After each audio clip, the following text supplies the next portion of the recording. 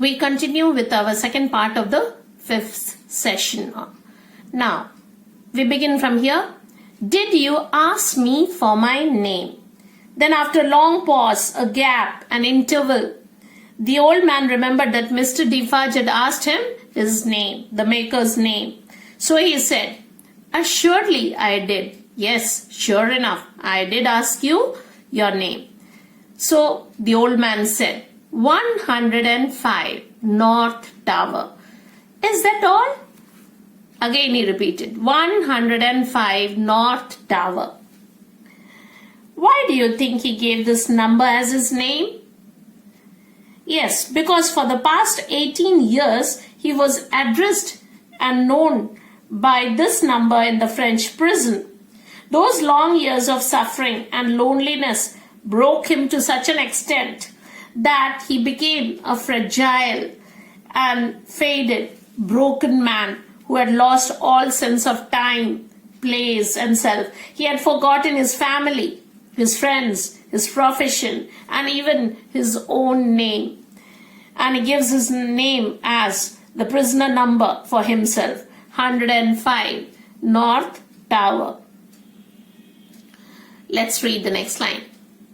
With a weary sound that was not a sigh nor a groan, he bent to work again until the silence was again broken.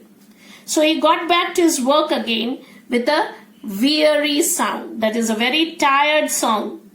That was not a sigh or a deep breath of a tired man. Neither was it a groan. That is a whimper of a person in pain. And thus he carried on with his work until the next interruption. Now, dear children, since this story given to you is an extract from the original novel, A Tale of Two Cities, there are some lines missing in this lesson. And without this line, we cannot go further. So I have added here the line. You may do so in your textbook. You can see the arrow here as I have marked it, and you can see I have written sentence missing. So you can write here what is missing here. Were you a shoemaker by trade? Were you a shoemaker by trade? So who asked? Mr. Lorry asked. You can add that sentence in your textbook. Before going ahead, now, have you added it? Then we go on. His haggard eyes turned to Defarge as if he would have transferred the question to him. But as no help came from that quarter, they turned back on the questioner when they had sought the ground. So his tired eyes turned first to Defarge and then slowly to the questioner. Who was it? Mr. Lorry.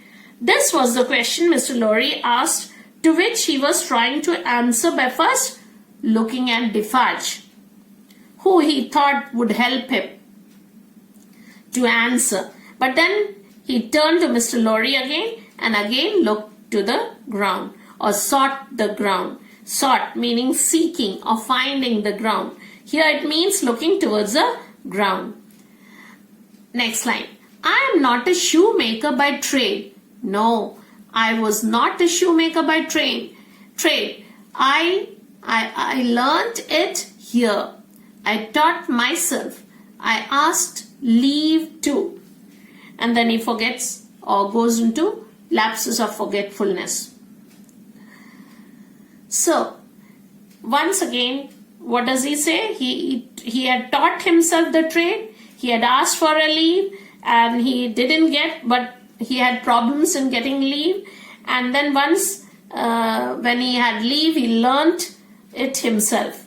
So, and saying this once again, he forgot what he was saying. He lapsed away even for minutes, ringing those measured. Oh, sorry. Can you see that in your video? He lapsed away even for minutes, ringing those measured changes on his hands the whole time. So what did he do? He failed to complete his answer to the question of Mr. Lorry. It took him some time, some minutes even, before he recollected and continued to look now at the changes in his hands. His eyes came slowly back at last to the face from which they had wandered when they rested on it. He started and resumed in the manner of a sleeper that moment awake, reverting to a subject of last night. So, it says here, his eyes returned slowly back to the face of Mr. Lorry. And then he remembered he was saying something and started to get back to the topic again. He resumed, that is, once again continued, going back, reverting back, going back to the subject once again. So, he said, I asked leave to teach myself, and I got it with much difficulty after a long while, and I have made shoes ever since. Then he goes on to say, he further says that he taught himself the trade of shoemaking. He said he had trouble getting leave to learn the trade by himself, and since then he continues to make shoes. Children, here we come to the end of page 4. We have come to the end of page 4, and thank you for watching the video.